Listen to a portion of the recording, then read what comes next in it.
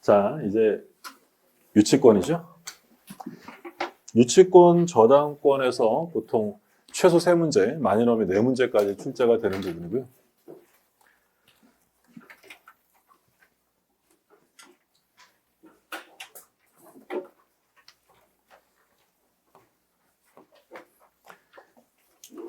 자, 유치권 보시면 일단 유치권은 계약으로 이루어지는 게 아니라 법률이 정하는 바에 따라 당연 성립되는 법정 담보 물권이다라고 되어 있고요. 그 뭐 저당권이나 이런 것들은 약정 담보죠. 우리가 이제 그런 얘기 했어요. 예를 들어 지상권 설정자, 전세권 설정자, 저당권 설정자 이런 말은 써도 유치권 설정자란 말 안 씁니다. 둘이 뭘 안 했으니까. 설정 계약을 한 게 아니에요. 법률이 정하는 바에 따라 당연 성립하는 거고. 근데 일단 제일 기본은 유치권자는 경매권은 있어도 경매 시에 우선 변제를 받을 수 없어요. 그러니까 우선 변제가 안 되니까 당연히 뭐도 안 돼요. 다른 데 가서 우선 변제 받을 수 없잖아요. 둘 다 인정될 수 없다. 자, 유치권의 목적물, 동산, 부동산, 유가증권 다 되는데 중요한 건 타인 거야 되죠. 자기 물건에 대한 유치권은 있을 수 없어요. 그런데 확인하실 점은 타인 물건이면 되지 꼭 채무자 소유일 필요는 없다. 채무자 소유뿐 아니라 제3자 소유에 속한 것이라도 상관없다라고 했고요. 그러니까 우리가 봤던 게 뭐 대표적으로 갑이 을한테 시계 수리를 맡겼다. 그러면 을은 수리업자로 수리비 채권을 받아야 되고요. 돈을 받아야 되는데 갑이라는 사람이 시계를 찾으러 왔는데 수리비를 안 줘요. 그러면 을은 수리비 안 주면 당신 시계 못 줘라고 인도를 거절하면서 유치권을 행사하게 돼요. 그럼 이 유치권이 행사되는 건 시계가 자기 물건이 아니기 때문이죠.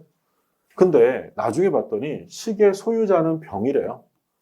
그러면 병이 시계 소유자고 얘는 채무자겠네요. 얘가 맡겼으니까. 근데 소유자가 찾아와서 그거 제 건데 제 친구가 맡겼나 봐요. 제 거니까 돌려주세요라고 하면 을은 병에게 인도해야 돼요. 유치권 행사할 수 있어요. 얼마든지 인도 거절할 수 있는 거예요. 을의 입장에서는 이 유치물이 타인 물건이면 되는 거지 꼭 채무자 소유에 한정할 필요는 없다는 얘기죠. 그 다음에 제일 중요한 거 채권과 목적물 사이에 결련성이 있어야 돼요. 그러니까 가장 기본적으로 채권이 목적물 자체로부터 발생해야 한다. 좀 전에 든 예로 보면 수리비는 뭘 고친 거예요? 시계를 고친 거예요. 공사대금, 건물을 공사했다면 건물의 공사대금이 발생하는 거잖아요. 목적물과의 결련성이 반드시 있어야 되는데 반드시 꼭 기억하실 점은 유치권이 인정 안 되는 채권들이었어요. 가장 대표적으로 뭐 있었어요? 보증금, 권리금, 매매대금. 보증금, 권리금, 매매대금. 이 세 가지가 시험에 가장 많이 나오고요. 그리고 손해배상인데 목적물로부터 나온 게 아니라 임대인의 의무 위반이에요. 그러면 임대인의 잘못으로 인한 손해배상이지 물건에서 나온 게 아니잖아요. 그럼 이건 유치권이 나올 수 없고, 그리고 지상물 매수나 부속물 매수를 청구하면 그 지상물이나 부속물의 매매계약이 성립합니다. 그럼 대금 채권도 결국 무슨 채권이야? 매매대금 채권이에요. 이런 것들은 유치권 안 되고, 이건 어쩔 수 없어요. 이건 암기하셔야 돼요. 보증금. 우리가 생각할 때 아니 보증금도 어차피 임대차 목적물에 들어간 돈 아니야? 라고 생각하실 수 있는데 그게 뭐 틀린 생각은 아닙니다. 학자들도 그렇게 주장하는 학자도 많아요. 근데 우리 판례는 그렇게 보지 않겠다는 거예요. 우리 판례는 임대차 보증금이란 임차인의 의무 위반을 위해 담보조로 받아둔 돈이지 목적물에 들어간 돈으로 볼 수 없다는 거예요.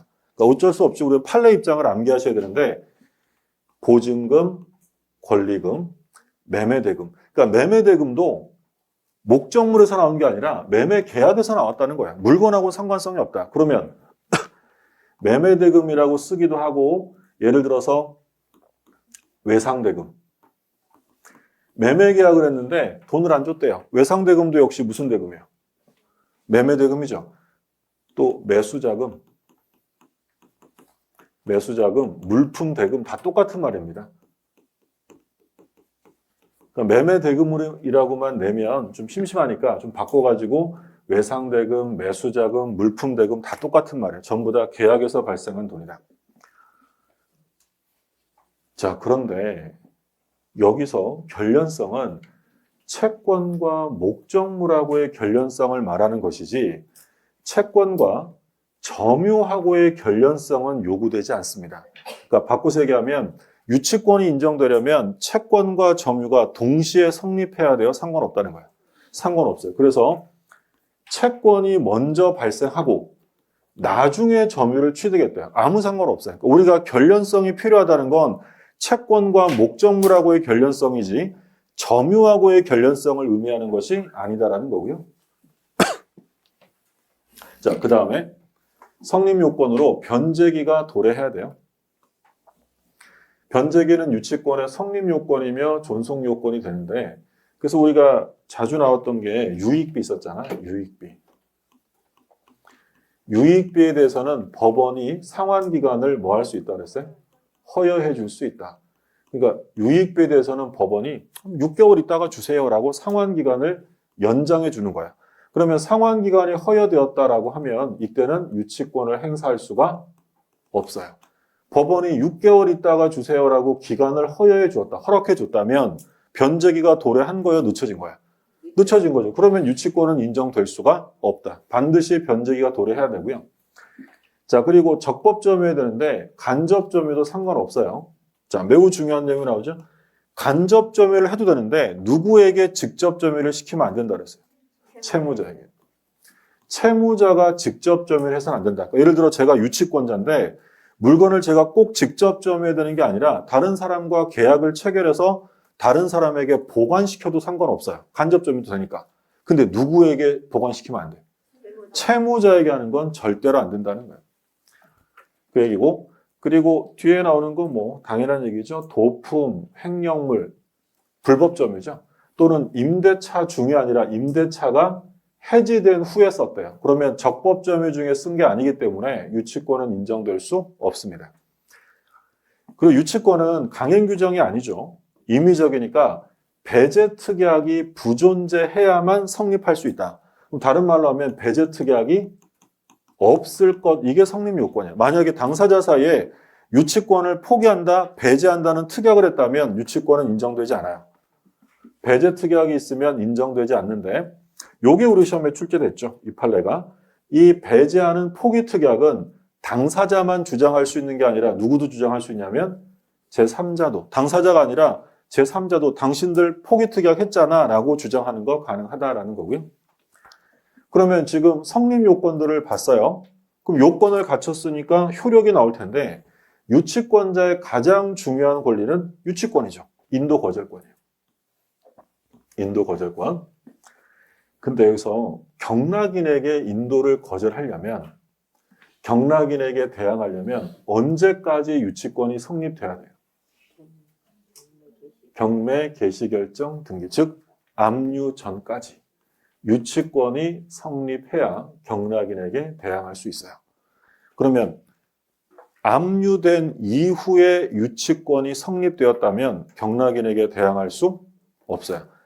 가압류 전까지예요? 압류 전까지예요? 가압류 후라도 돼요. 뭐만 아니면 된다고요? 압류 전까지. 보통 이제 시간상으로 가면 뭐 가압류, 압류가 우리 시험 범위는 아니에요. 근데 보통 이제 시간이 지나면 소송할 때 가압류를 먼저 하잖아요. 가압류는 왜 해요? 임시로 하는 거죠. 그러니까 이런 거 있잖아요. 예를 들어서 갑이라는 사람이 을이랑 갑이 채무자고요. 시험에 나올 내용은 아니에요. 그냥 이해를 위해 설명드리는 건데 을이 채권자입니다. 근데 이 채무자가 돈을 안 갚아요. 그러면 채권자 입장에서는 이 부동산 어떻게 해야 돼요? 경매할 수 있잖아요.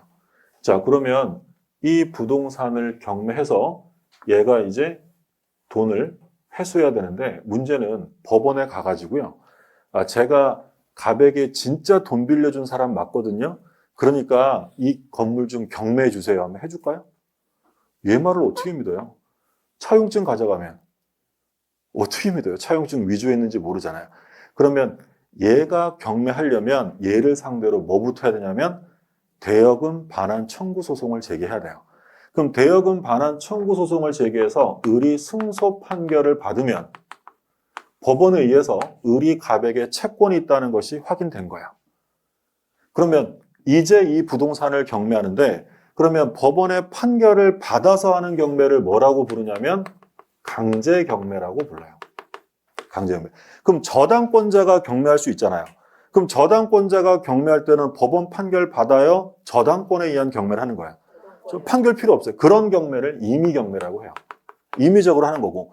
그러면 일반 채권자들은 전부 다 무슨 경매? 일반 채권자들은 강제 경매하는 거야. 그럼 일반 채권자가 경매하려면 반드시 뭘 받아서 하라고요? 법원의 판결을 받아서 해야 돼요. 자, 그럼 이제 을이 갑을 상대로 소송을 제기합니다. 대여금 반환 소송. 그럼 소장이 누구한테 날아가요? 갑한테. 갑이 집에 있다가 소장이 집에 왔어요. 을이 나한테 한판 해보자고 소송했네. 내 부동산 얘 집행하려나 보다. 어떻게 하겠어요? 병한테 팔아요. 등기가 병한테 넘어갔어요. 자, 을이 드디어 소송에서 승소합니다. 집행하려고 봤더니 어디가 있어요, 지금? 병이에요. 그럼 병의 부동산을 집행할 수가 없죠. 이기나 마나잖아요. 그러면 이런 경우를 대비해서 이 소위 이 본안 소송을 제기하기 전에 이 부동산에 뭐부터요? 가압류 신청을 하는 거예요. 그러니까 가압류 신청은 법원이 엄격하게 보겠어요? 받아주는 거야. 그렇죠. 증명하지 않아도 소위 소명만 하면 받아줍니다. 그러면 가압류 해두고 소송을 제기해서 얘가 얘한테 팔았어도 이 부동산에 뭐가 달려있다? 가압류, 가압류에 의한 강제경매 하는 거예요. 예소유권이 날아가는 거죠. 그때 하는 게 가압류예요. 그래서 강제집행 들어가기 전에 가압류해서 드디어 얘가 소송에서 승소합니다. 그럼 이제 뭐 해야 돼요? 경매하죠. 그러면 법원에다가 경매 신청하면 법원이 경매 집행합니다. 근데 이제 이 부동산, 경매 들어갈 부동산에 이해관계인들이 붙으면 안 되잖아요. 경매로 넘어갈 건데. 그러면 법원에서는 등기소에 촉탁을 하는 거야. 이 부동산 경매로 넘어갈 거니까 모든 사람들이 알 수 있도록 표시해 주세요라고 촉탁하면 등기소에서 이 부동산 등기부 갑구에 경매 넘어갑니다. 경매 개시 결정, 다른 말로 경매 신청 등기라고 해요. 이거를 등기부에 기입하는 순간 그 부동산은 뭐가 되는 거예요? 압류가 되는 거예요. 그러면 압류 후에 들어온 애들은 보호된다, 안 된다? 안 돼요. 그러면 유치권이 언제까지 성립해야만 유치권으로서의 효력을 행사하는 거예요? 압류 전까지. 압류 후에 성립하면 경락인에게 대항하지 못해요. 또 우리 지난주에 주임법 공부했었잖아요. 기억은 안 나시겠지만 했었어요. 주임법이나 상임법에서 소액보증금의 최우선 변제를 받으려고요. 그럼 최우선 변제를 받으려면 확정일자 필요해요? 대항요건만 갖춰요? 확정일자 필요 없어요. 대항요건 언제까지 갖춰야 돼요? 압류 전까지. 압류 후에 대항요건 갖추면 최우선 변제 못 받아요. 또 우리 시험범에서 압류가 한 번 더 나오는데 언제 나오냐면 저당권에서 나와요. 저당권의 효력이 주물에 설정되면 부합물 종물에 미칩니다. 그런데 원칙적으로 저당권이 과실에 미쳐야 안 미쳐요? 과실은 점유자, 설정자 거니까 원래 안 미쳐요. 언제부터 미친다 그랬어요? 압류하면. 그러니까 우리 시험 범위에서 압류 전후라는 문제가 딱 3번 나오는데 첫 번째 유치권에서 나와요. 유치권 가지고 경락인에게 대항하려면 언제까지 취득해라? 압류 전까지. 그리고 두 번째, 저당권은 원래 점유하지 않기 때문에 과실은 설정자 거지 저당권자가 취득할 수 없어요. 미치지 않는다는 거죠. 언제부터 미쳐요? 압류하면. 압류 후에 발생하는 과실은 저당권이 미치고, 세 번째, 최우선 변제 받으려면 대항 요건을 언제까지 갖추라고요? 압류 전까지. 3번 나왔어요. 그래서 유치권이 언제까지 성립해야 되느냐? 압류 전까지 성립해야 대항할 수 있다. 우리 시험에 치사하게 이렇게 한번 낸 적이 있어요? 압류된 이후에 채권의 변제기와 점유를 취득했어요. 압류 후에 요건을 갖추면 유치권은 성립될 수 없다. 오해했어요? 틀려요. 성립은 되는 겁니다. 제가 지금 계속 뭐라고 했냐면 압류 전까지 유치권이 성립돼야 된다고요. 압류 후라도 성립은 될 수 있어요. 요건을 다 갖추면. 아까 봤던 5개 요건이 있었죠? 그거를 압류 후에 갖추면 유치권은 성립은 돼요. 그런데 성립은 되는데 경락인에게 뭐 할 수 없다? 대항할 수 없다는 게 한번 출제됐죠. 치사한 시험이었죠. 네, 그렇게 한번 나온 적이 있고, 그 다음에 제3자에 대한 효력인데 물권이니까 대세적이죠. 누구에게나 주장할 수 있다. 자, 조심하실 점 나오죠. 경락인에게도 인도 거절할 수 있어요. 그러나 경락인에게 뭐 할 수는 없다? 변제를 청구할 수는 없다. 경락인에게 돈 갚으라고 못하죠. 유치권이라는 게 있잖아요. 유치권. 그럼 유치권은 담보물권이에요. 그럼 담보물권은 부종성에 따라 반드시 운명을 함께할 뭐가 있어야 돼요? 채권. 채권 없는 담보물권은 있을 수 없잖아요. 그러면 유치권은 피담보 채권이 있으니까 유치권이 인정이 돼요. 그런데 요 유치권이 바로 인도 거절권인데 유치권은 물권이에요, 채권이에요? 담보? 물권. 그러면 인도 거절이라는 유치권은 채무자에게만 주장해요? 누구에게나 할 수 있어요? 물권이니까 누구에게나 합니다. 경락인 아니라 민사 집행관에게도 인도 거절할 수 있어요. 근데 돈 갚으세요 라고 변제를 청구하는 건 물권의 행사요? 채권 행사요?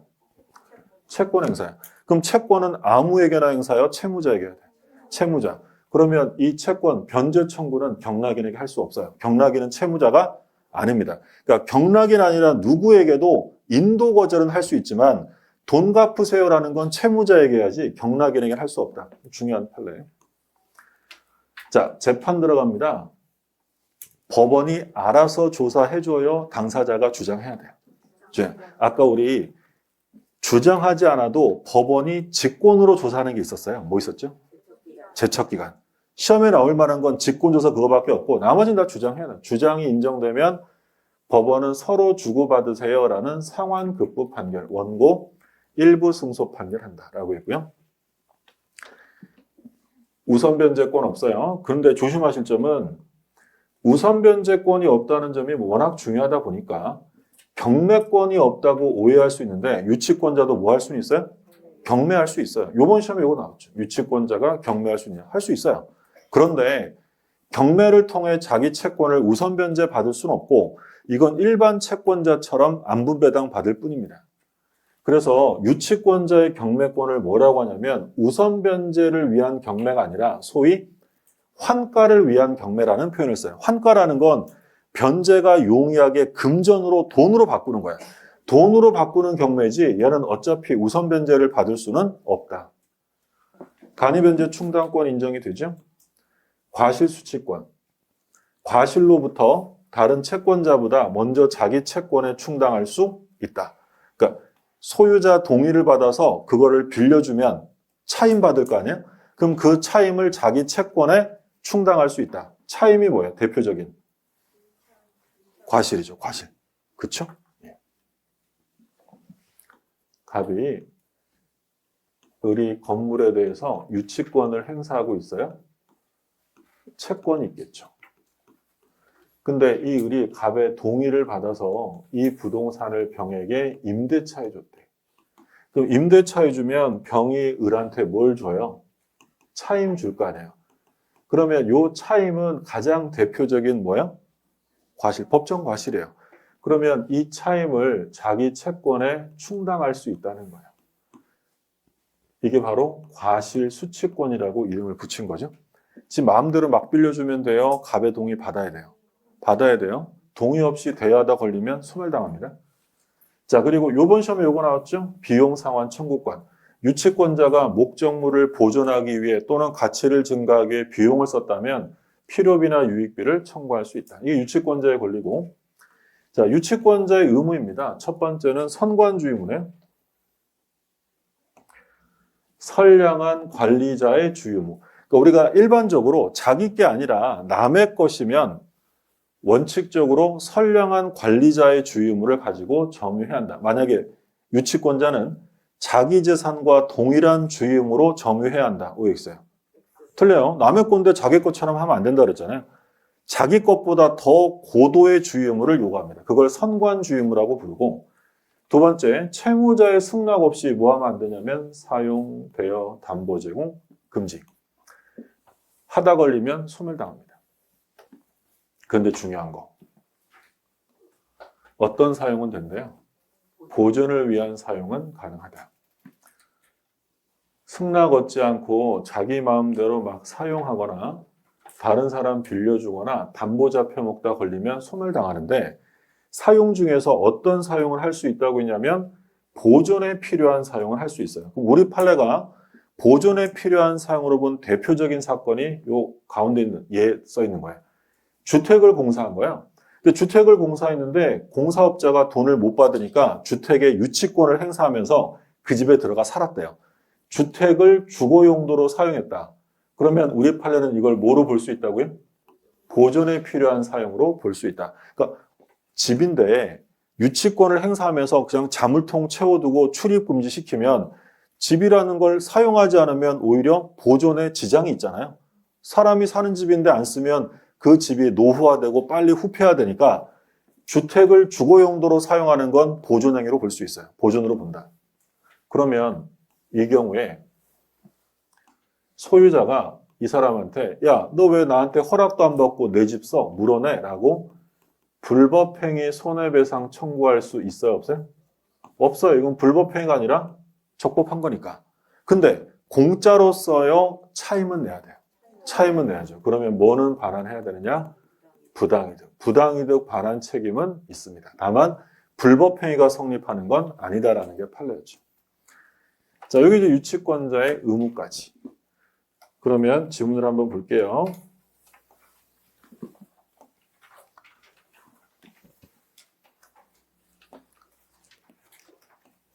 힘드시죠? 요 유치권까지만 보고 식사할게요. 자, 보시면 1번 유치권. 1번 보시면 유치권자에게는 우선 변제권이 인정되지 않으므로 물상대위도 인정되지 않는다. 그러니까 물상대위라는 건 우선 변제가 인정되어야만 다른 데 위에, 다른 데 가서 우선 변제를 받게 해줄 거 아니야? 그러니까 우선 변제권이 없으면 물상대위란 말은 나올 여지가 없다라고 했어요. 2번, 채무자 이외에 제3자 소유물에도 유치권이 성립할 수 있다. 그렇죠. 유치물은 타인 소유면 돼요. 타인 소유. 자기 물건에 한정하지 않고요. 그 다음 타인 소유면 되고 채무자 소유에 한정하는 건 아니다. 자기 것만 아니면 된다. 3번. 자, 뭐 나왔어요? 보증금, 권리금, 매매대금. 자, 가장 전형적으로 피담보 채권이 될 수 없는 거예요. 그러면 유치권이 인정되는 채권은 대표적으로 생각나는 거 있으세요? 유치권이 인정되는 거. 유치권이 인정되는 거, 결련성이 있는 건 아까 봤던 수리비 있었잖아요. 수리비는 그 목적물에 투여된 돈이죠. 또는 예를 들어 공사대금에 대해서도 목적물에 투여된 거니까 인정이 되는 거고, 비용. 임차인이 필요비나 유익비를 썼어요. 그럼 필요비나 유익비는 목적물에 투여된 돈으로 유치권이 인정된다라는 거죠. 수리비, 공사대금, 비용 채권. 또 우리 뭐 있었냐면 목적물로부터 발생한 손해배상 채권이 있었죠. 우리 어떤 판례 봤었죠, 이거? 그죠? 말판례 봤었죠. 옆집 말이 뛰쳐나와서 제 밭을 막 밟아가지고 작물 다 죽게 하고 다 뜯어먹었어요. 그럼 저는 말주인에게 손해배상을 받아야 되는데 손해배상을 받기 위해 말 잡고 유치권 행사할 수 있다라고 했어요. 왜요? 손해배상이 어디서 나온 거니까? 목적물로부터 나왔다면 인정해 준다라고 했죠. 그 다음에 4번. 어떤 물건을 점유하기 전에 그에 관하여 발생한 채권에 대해서. 자, 그럼 뭐가 먼저 생겼대요? 점유하기 전에, 그렇죠? 점유하기 전에 그에 관하여 발생한 채권. 그러면 채권이 먼저 생겼다. 상관없죠? 다른 말로 하면 결련성은 채권과 목적물 사이의 결련성이 있으면 되지 점유하고의 결련성을 요구하는 건 아니다라고 했던 거고요. 후에 채권자가 점유를 취득해도 상관없습니다. 성립하고. 6번, 점유가 불법행위로 인한 경우에는 유치권이 성립하지 적법점유에 되죠. 그러면 적법점유와 불법점유를 누가 입증할 거냐? 유치권 주장자가 스스로 적법점유를 입증해야 될까요? 유치권을 배척하려는 자가 불법점유를 입증해야 될까요? 배척하려는 자. 일단 기본적으로 점유하고 있으면 불법점유로 추정해요? 적법점유로 추정해요? 적법점유. 스스로 입증할 필요는 없어요. 그 다음에 6번. 자, 중요한 거 나오네요. 뭐라고 시작합니까? 채무자가 직접 점유. 볼 것도 없죠. 채무자가 직접 점유한다. 유치권은 절대로 인정해 줄 수 없어요. 그러니까 간접 점유를 해도 되지만 채무자가 직접 점유하는 건 절대 안 된다. 자, 7번. 임대차 종료 후 법원이 유익비에 대해서 상환기간에 허여했다. 유예기간을 인정했대요. 변제기가 도래한 거예요? 늦춰진 거예요? 늦춰졌죠? 그러면 볼 것도 없죠? 유치권 행사할 수 없습니다. 그 다음에 8번. 경매 개시결정 기입 등기 후. 경매 개시결정 기입 등기 후. 다른 말로 하면 뭐야? 압류 후. 압류 후에 점유를 이전받거나 채권을 취득했다. 그럼 바꿔서 얘기하면 압류 후에 유치권이 성립이 됐다는 거예요. 그럼 압류 후에 성립이 되면 유치권은 성립합니다. 성립은 하는데 경락인에게 뭐 할 수 없다? 대항할 수 없다라는 거예요. 성립조차 안 된다고 하면 틀려요. 성립은 되는데 대항할 수 없다. 자, 배제특약 얼마든지 할 수 있죠? 배제특약은 유효하고. 그 다음에 10번.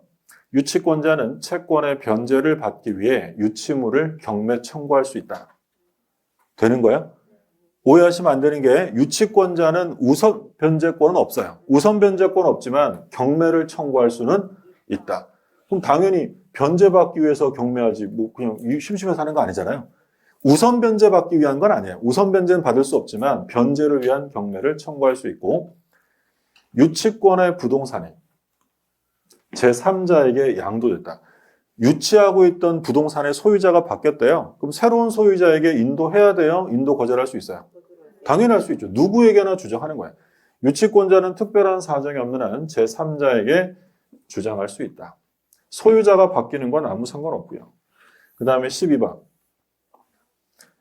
유치권자는 유치물로부터 생기는 과실을 수취하여 아까 보신 과실 수취네요. 이를 다른 채권자보다 먼저 자기 채권 변제 충당할 수 있다. 이걸 이제 우리 민법이 제목으로 유치권자의 과실 수취권이다라고 이름을 붙인 거죠. 그 다음에 13번. 유치권자가 유치물인 주택에 거주하며 어떤 판례인지 아시겠죠? 유치권자가 주택에 거주하며 사용했대요. 그러면 이건 보존에 필요한 사용으로 볼 수 있다. 그러니까 주택에 거주하면서 사용하는 건 보존에 필요한 사용이에요. 보존에 필요한 사용이다.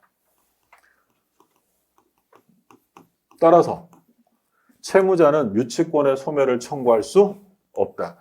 아까 써있던 거 뭐였어요? 얘가 보존에 필요한 사용을 했다면 불법행위 손해배상을 청구할 수 있어요? 없어요? 없어요. 적법하니까. 다만 뭐는 청구할 수 있다. 부당이득. 공짜로 쓰는 건 아니니까 부당이득은 청구할 수 있다. 자, 여기까지가 유치권이고 일단 오전 강의는 여기까지 보시고 지금 2시 5분 정도 됐네요. 3시 여유 있게 3시 10분에 만나죠. 식사 맛있게 하시고 3시 10분에 뵙죠.